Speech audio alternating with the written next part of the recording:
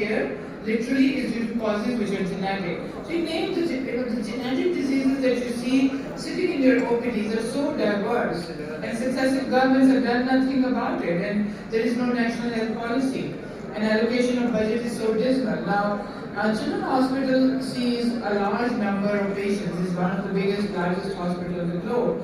And as I said to you, I'm a gastroenterologist, hepatologist, and I got involved because children with either lysosomal storage disorders or inborn errors, they would have some degree of either hepatomegaly, splenomegaly, something, or alteration in allergies, and they come to our unit.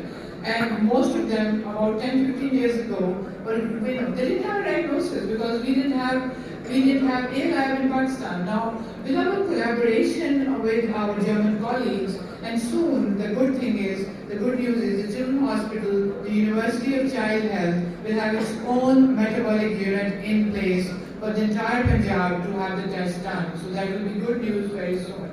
Now, we have completed, this I should have put in as 20,000 tests, more than that. So what are inborn errors? These are genetic disorders that disrupt your biochemical processes in the body, and when they by either altering an enzyme activity or cellular transport, or unfortunately sometimes the mitochondrial bioenergetics. Till 1942, we didn't know much about them, till somebody in Germany first talked about PKU, and now we know more than 600. But remember, you only need to know the common ones in your country. So when you have an inborn error, there is a block at some point in your normal metabolic pathway. So you have an alteration in the DNA which might code for an enzyme, a receptor, a transport vehicle, a membrane pump, a structural element. So what do you suspect? You're sitting in your OPD or in your emergency room. If there is a history of death of siblings, or there's more than one child like that in the family, particularly with the neurological ones, don't label them as cerebral palsy. Or if symptoms started when you change the diet, or you had recurrent admissions with either vomiting or sepsis-like illness, or somebody noticed acidosis. Children who are seniors, who have developmental delay, regression of milestones, or somebody noticed one of low blood sugar, unusual order the parents will pick up. Parents are consanguineous. Or you have unexplained deaths in first or second degree relatives. The sister's child died and they don't know why. So you might have acute signs in child, or you might have chronic. So every time, don't think of an inborn error as something acute, that will always come to you with acidosis and low blood sugar. Yes, that's one of the ways where organic acidemias will come. So these are acute signs. But then if you have chronic signs, vomiting, failure to thrive, what about lysin-uric protein intolerance, which come to you with just vomiting and failure to thrive, developmental delay and regression, a bit of liver, cardiomyopathy, spastic diplegia. So with the brain presentation in an acute way, you might have an encephalopathy with or without metabolic acidosis. Or you might have acute liver disease, as I said. So they might have neonatal cholestasis, like the citric deficiency, or hepatic failure, like tyrosinemia, hypoglycemia. You might have paroxysmal disorders which will have dysmorphic features. Can we close the door? Because there's a lot of disturbance from the door. You might have cardiac disease, like in fatty acid oxidation defect. You will have cot deaths, or children dying in their sleep in fatty acid oxidation defects. Splenomegaly in LSTs. Predominantly neurological symptoms in aminoacidopathies, as I said, or some fatty acid oxidation defect. But today we'll be focusing on the common ones. The organic acidemias, disorders in amino acids. So chunk them in your mind like that. Organic acidemia, disorders in amino acids, hyperammonemia, so these are disorders of urea cycle, disorders of fatty acid oxidation. Then you come to the difficult topic of lactocidosis and mitochondrial disease. This is a panacea of everything. We're not talking about the other groups, but just I put it in there for you, because when you read about inborn errors, you will see these headings as well. Now, a 2-month-old, this is an actual patient that I was asked about. A 2-month-old is brought to the emergency with history of vomiting, lethargy, altered sensorium, respiratory distress. Vomiting was so significant that baby was investigated for suspected pyloric stenosis. And a lot of metabolic errors are like that. Whether it's and sometimes your congenital adrenal hyperplasia is like that. There's a past history of one sick death at 8 months when nobody knew why the baby died. Parents were cousins. You're called in because the ABG shows metabolic acidosis. So what further investigations now, standing there with a ear physician, would you like to order? How will you manage this baby? And what is the most likely diagnosis? So the following test you must obtain: complete blood count. Frequently you see neutropenias, thrombocytopenias in your common organic acidemias like propionic and methylmalonic acidemia are the top of the list. Almost 80% of the organic acidemia that you will see will fall in Pakistan in these two categories. So you will ask for arterial blood gas, somebody did that. Electrolytes, you ask for blood glucose before, and you ask it from a separate way. And remember, some of these organic acidemias will have a rebound hyperglycemia. So don't be surprised if the initial sugar was 40 and now it is 220. Plasma ammonia you will ask. You will always ask for a lactate, LFTs, save the urine for urinary ketones and also for urine reducing substances. Ask for serum uric acid because it might be low in some metabolic errors. Now for this child, the CBC showed pancytopenia. The plasma ammonia came really high. The metabolic acidosis was there. YCAR was 3, pH was 7.01, blood sugar of 50 and urine ketones 3 plus. So what is the diagnosis? A lot of people sitting here would pick up that this is, at least you would put it in the chunk of, it's an organic acidemia. And what did I say? The commonest organic acidemia is in Pakistan. So it's not difficult. It's methylmalonic and propionic, and our data shows that. And we have also given that data to health department to develop the newborn screening program in the future. So standing there, I will show you this slide again and again. We do a blood gas. It shows metabolic acidosis with raised anion gap or no acidosis. So if you have an acidosis, you would like to obtain lactate. You have an elevated lactate versus a normal lactate. The lactate will not be highly elevated in your regular organic acidemias or in your MSUDs, your aminoacidopathy, some of them which are chunked as organic acidemias. So if it is lactate is not high in the blood, you think of disorders which will come back to you later. So stay on the right side for now. If the urinary ketones are highly positive or versus no positive, you think of the disorders on the bottom right side and we'll take you through them. And as I said, these are the common ones. So I chunked the top two. Now, this third one will give you a clue by having fall of hair, some skin manifestations. So the mother says, skin में कुछ eczema है. Skin का eczema और बालों का change फिलहाल कुछ injuria में भी है, but वो organic acidosis के साथ नहीं आएगा. So that's the thing. Isovaleric and glutaric acid, they will not have any skin changes, but they are less common than they are. Now what will do then? You think now you have an inborn error of metabolism. The second tier investigations will come in. So you need to do these tests in a targeted manner in a developing country, but not a crash and course approach. So in organic acidemias, don't forget to do your urinary organic acids. Sometimes I see a patient and somebody has asked for quantitative plasma amino acids but no organic acids. Now we don't do SL carnitine profiles in Pakistan, but these are very important tests which might have in future. Then also we will ask for quantitative analysis of amino acids. And in some of these organic acidemias, you will have high level of some of the amino acids, particularly like in propionic acidemia, you will have, I will come to that and show you the report as well. And the last of it is genetic testing. So you can diagnose a metabolic error without genetic testing, but you will need that for confirmation and future prenatal. Now, we'll come to the next part of the slide later on that you must always ask for a lactate and pyruvate because the ratio of that is important and the level of it is important.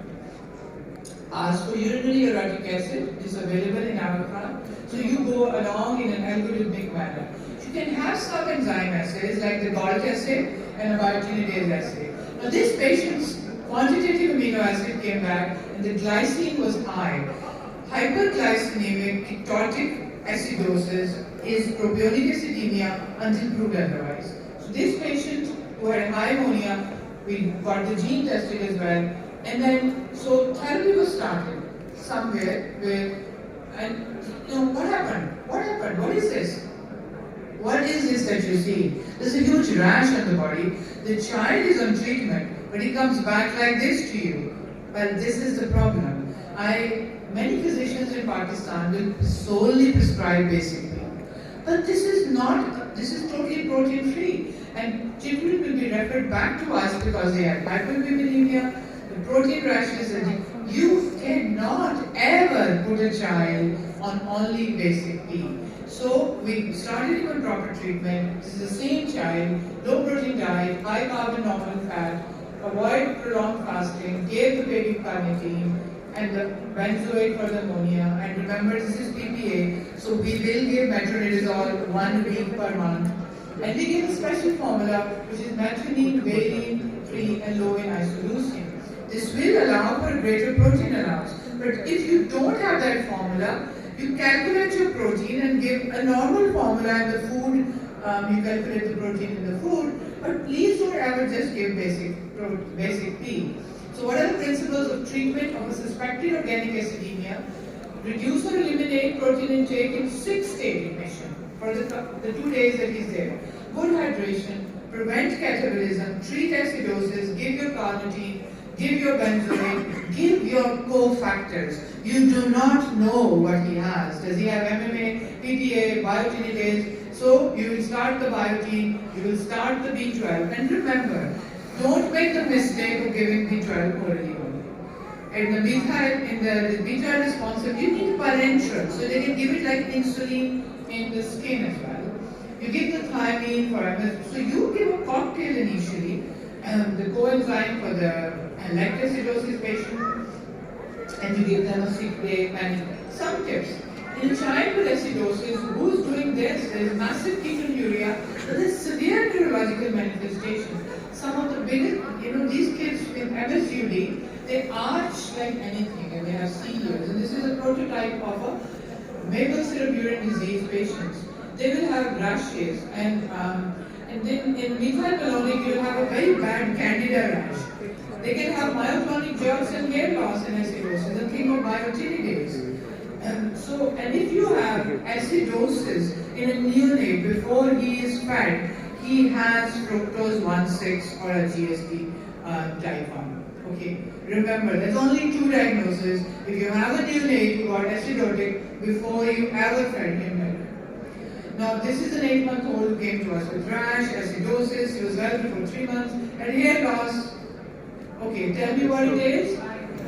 Yes, so biotinidase. This is a treatable metabolic disease, and you treat them with biotins 5 milligram to 10, and sometimes you might require higher, up to 30 even, but that's less treatment. It's a misdiagnosis, and this is the genetic testing for that. So the organic acidemia, as we said, the ones we saw in Children's Hospital, you can see that the biggest bar there is MMA and PA. But we have a fair chunk of biotinidase. I won't go into details of the rest, but I want you to take home some important messages only. It's very important to recognize the type of methylmalonic that you have. That your methylmalonic can be treated in Pakistan. Some types which are not responsive to B12 are there, like this one, not responsive. They will consistently show bad neurological recovery. They cannot even feed after a few months. It's despite aggressive management, they won't make it. But then don't miss out on these kind. This little girl came with lethargy and bizarre behavior and ataxic gait. She was referred to us as Rett syndrome because she had been doing well before. So remember, all your organic acidemias can be intermittent type also. So you have the severe neonatal version, you have the milder version, or you have the intermittent version. So don't miss out on that. She rides in a wheelchair, she turned out to have MMA, and there she is doing so well on therapy. This is a picture that she sent. Again, there is a big diversity in the genotype, phenotype of propionic acidemia. You might have a child who you are doing everything, like the one on the right, and he doesn't seem to be doing that well. This is a severe genotype. And there is a 12-year-old of our patient, he goes to school.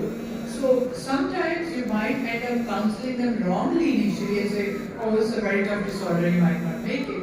It might not be normal, but then you have to figure out that over time. But neonatal presentation may be bad. So this one is the missed one in Pakistan. So I would like to say this is a treatable neurometabolic disorder. And we want this to be part of the neonatal screening program. This kid came to us with delayed speech, delayed language development, probably neurology, our neuro departments in developmental, they might have referred this patient to us. Dystonia, feeding difficulties, T2 hyperintense basal ganglion. When you see basal ganglion lesions on the MRI, think of metabolic. And this poor kid actually, he had a treatable neurometabolic, which is glutaric aciduria. Our patients picked up in time are doing so well versus those who have terrible dystonia and are bedridden. So pick them out from your cases. And when your metabolic tests are misleading, you will ask us for genetics. So this patient kept coming with acidosis, ketones, and hyperglycemia. We kept thinking proteinic acidemia, and we tried to treat her, but it ultimately turned out that she had a different disorder. So, but this was a disorder, the SCOT1, that this was treatable by just having frequent meals with large amounts of carbs. But this should be your prototype of management. But in many cases, if you do the prototype management of avoiding fasting, avoiding high protein, and avoiding stress, you can do well.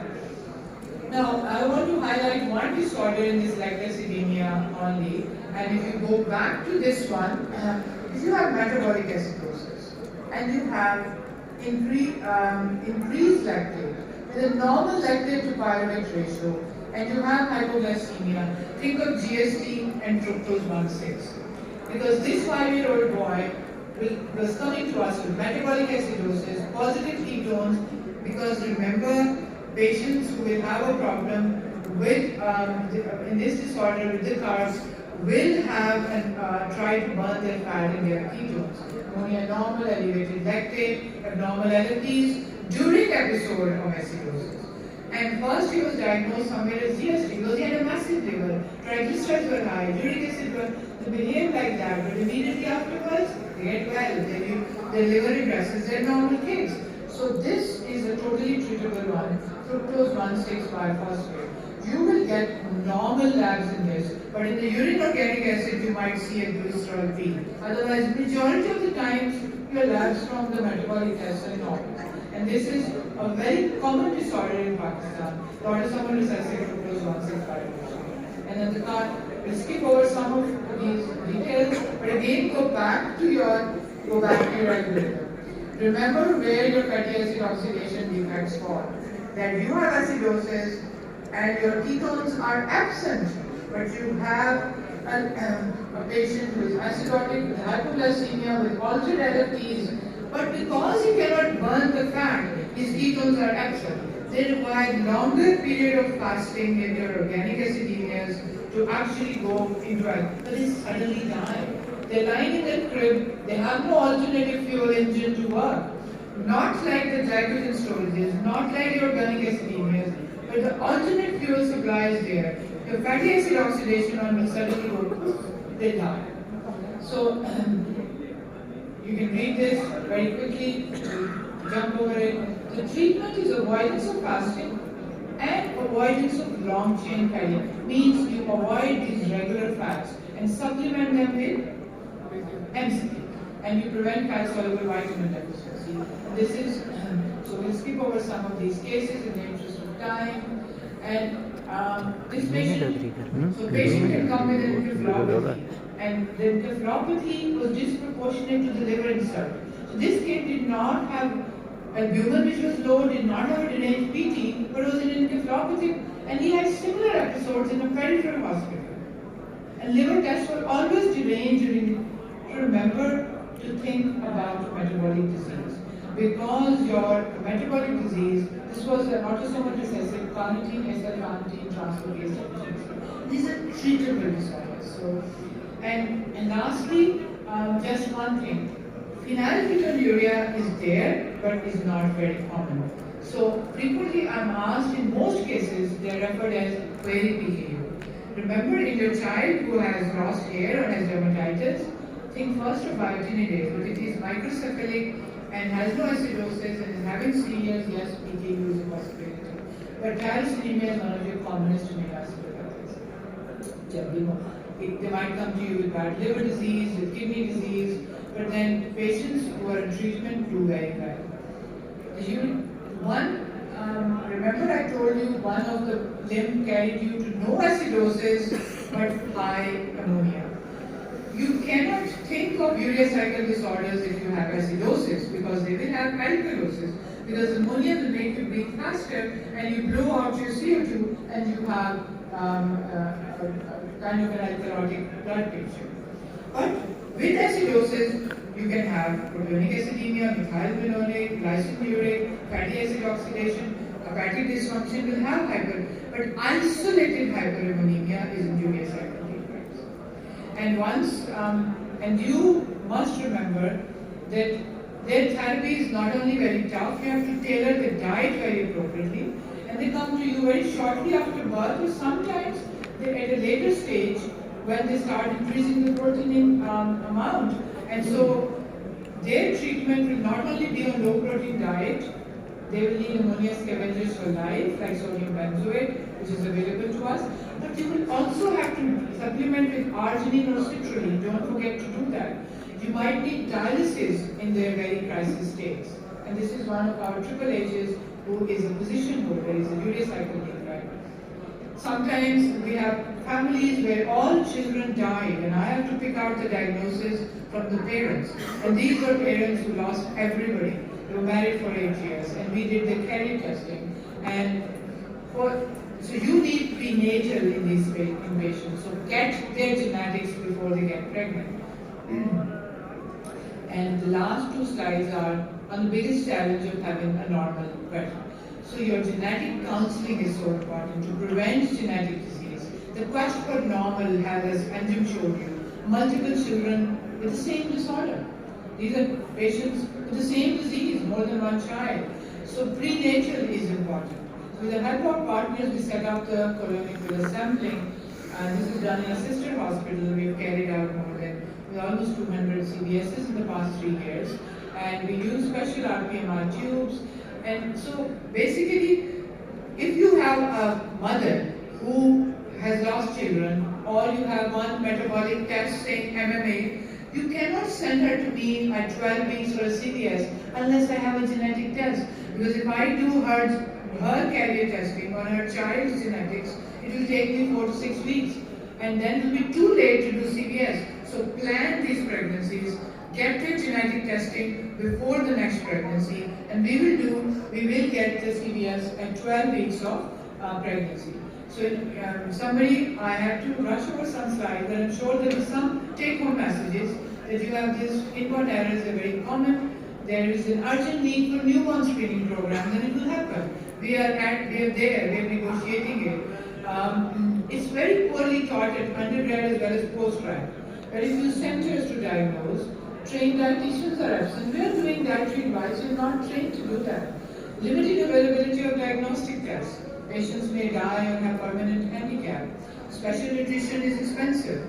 We need to identify centers of excellence for diagnosis and treatment of these disorders. And do not hesitate to pick up the phone and discuss cases with each other.